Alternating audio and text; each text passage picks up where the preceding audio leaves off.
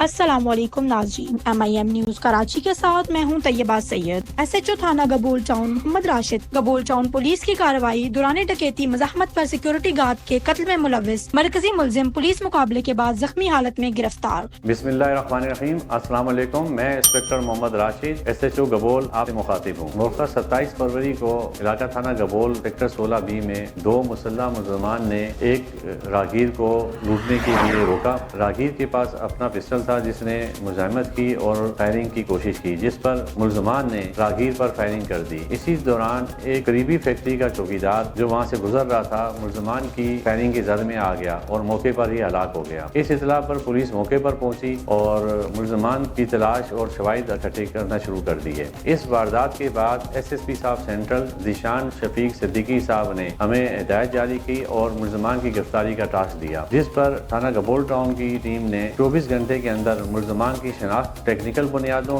Intelligence بیس معلومات پر کارروائی کی اور مرکزی ملزم ضیاء کو گرفتار کر لیا، جبکہ اس کے دوسرے ساتھی کی تلاش جاری ہے۔ گرفتار ملزم ہارڈ اینڈ کرمنل ہے جو کہ واردات کے دوران کسی بھی مزاحمت پر فوری فائر کر دیتے ہیں۔ ملزم کی گرفتاری سے اسٹریٹ کرمنل کو ایک سخت میسیج پولیس کی جانب سے گیا ہے۔